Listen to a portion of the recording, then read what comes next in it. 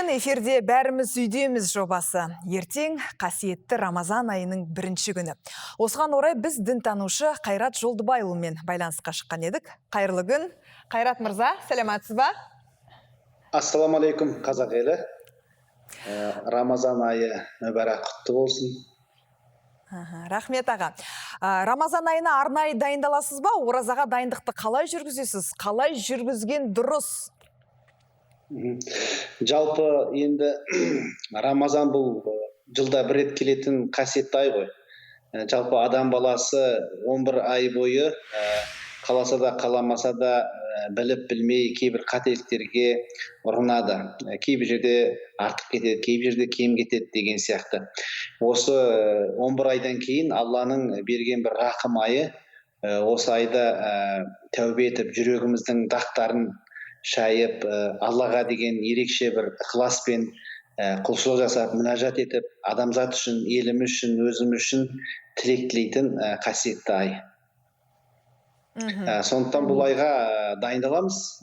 Ең басты ниеттің дайындығы ғой. Қалған дайындық ол қосымша жүре жатады. Ал ең бастысы осы бір қасиетті ай, бұл маған берген Алланың мүмкіншілігі, жүрегімнің дақтарын шаям, көңіл сарайымды тазалаймын, бір сілкінемін, рухани жаңарамын деген ай болғандықтан, ең әуелі адам баласы осындай ниетпен Рамазанға дайындалу керек. Жақсы. Карантиндегі оразаның басқа жылдардағы оразадан не айырмашылығы болуы мүмкін? Әрине, карантин көп нәрсені өзгертті. Бұрын соңды бұндай ораза ұстап көрмеппін. Бұл бірінші рет. Мен өзім 14 жасымнан бастап, тіпті 13 жасымнан бастап ораза ұстаймын. Биыл бірақ енді ораза ерекше болып отыр. Әрине көңіл құлазиды, жүрек қаймығады. Бірақ енді бұл да болса Алланың бізге жазғаны шығар. Биыл тарауық жоқ, биыл ауызаса жоқ.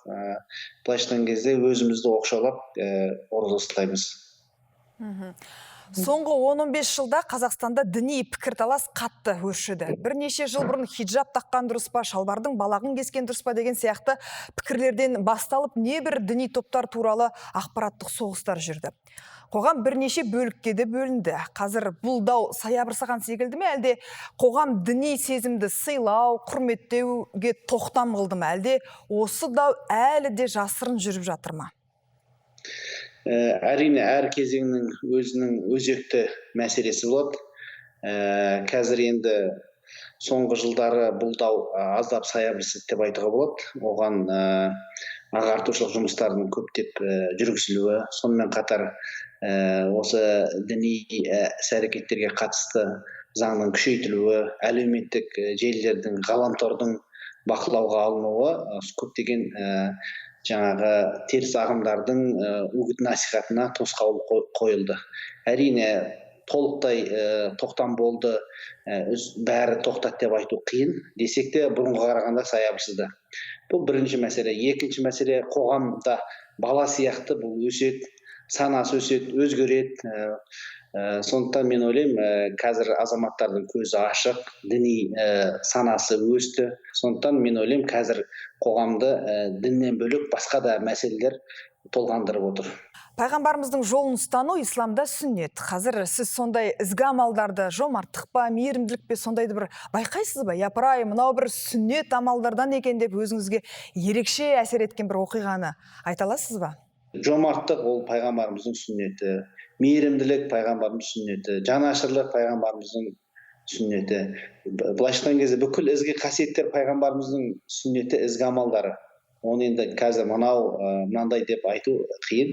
Әр іс-әрекетті көрген кезде, қоғамдағы жақсы адамдарды көрген кезде, ізгі адамдарды көрген кезде, тіпті кейде мұсылманшылық діндарлықтан алыс болса да, осы пайғамбарымыз насихаттап кеткен көркем мінезді көріп, шіркін-ай, осы адамның бойындағы осы мінез барша адамда болса ғой деп те тамсанатын жағдайымыз болады.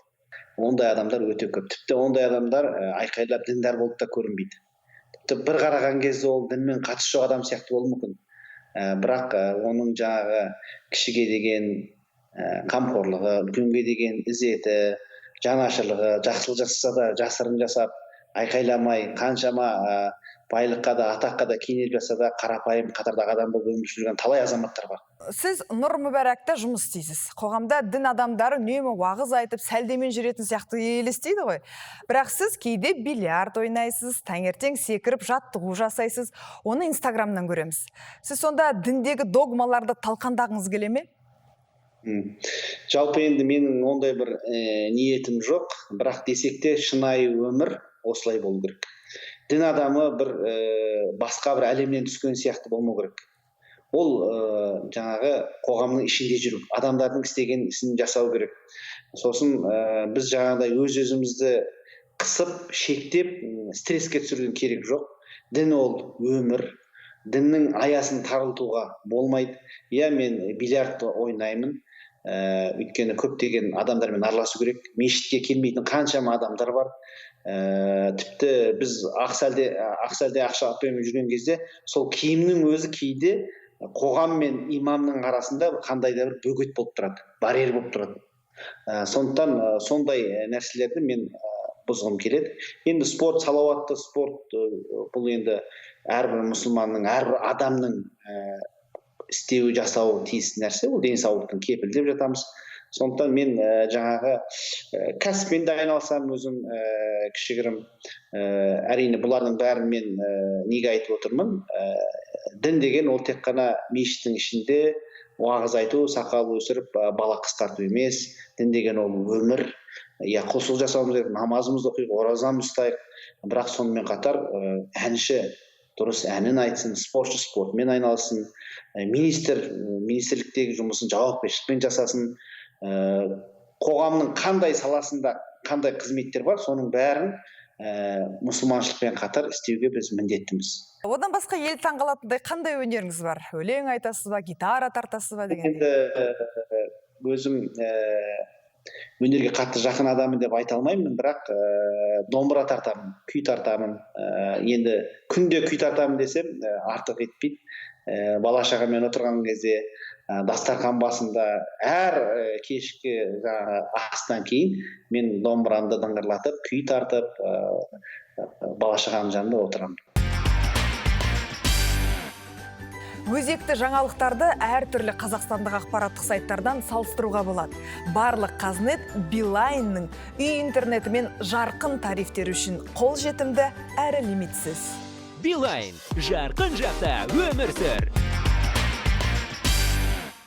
Қайрат мырза, сіз кейде саяси пост жазасыз. Неге? Енді мен мәселенің ашығын айтайын, мен саясаткер емеспін. Бірақ мына әділдік деген нәрсе бар. Мына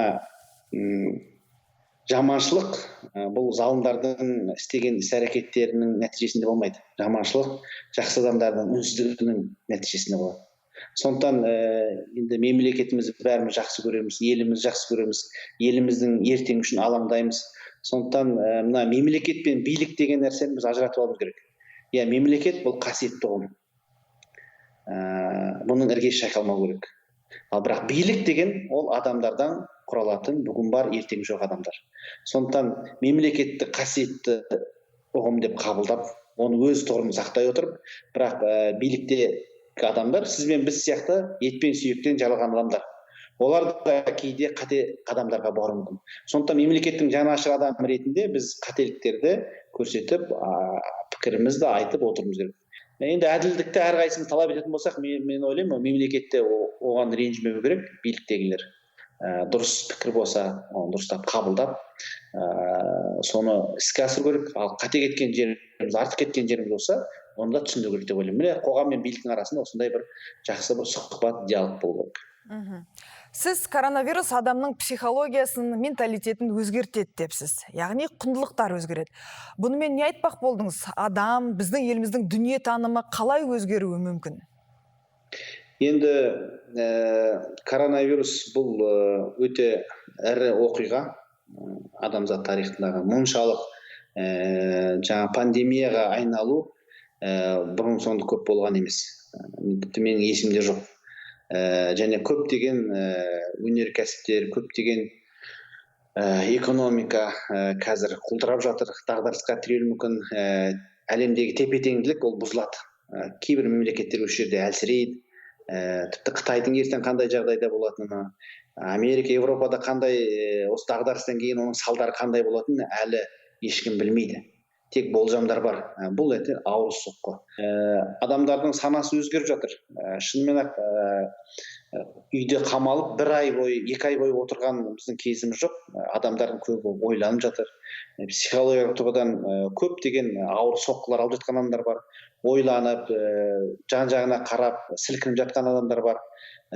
Үнемдеу жағын үйреніп жатыр. Құндылықтарды үйреніп жатыр жаңағыдай. Бұрын жаңағы еркін жүру құндылығы, былайша айтқан кезде көптеген өзіміздің күнде көріп жүрген niғметтердің қадірін біліп жатырмыз. Осы тұрғыдан ғана алып қараған кезде адам санасы әжептәуір өзгерді деп ойлаймын. Жақсы, рахмет, уақытыңызды бөліп бізбен онлайн сұхбаттасқаныңызға. Амандық болсын. Сіздерге де рахмет. Ал аздаған жарнамадан кейін әріптесім Наталья Райм сұхбатты әрі қарай жалғастырады. Арнамыздан ауыспаңыздар.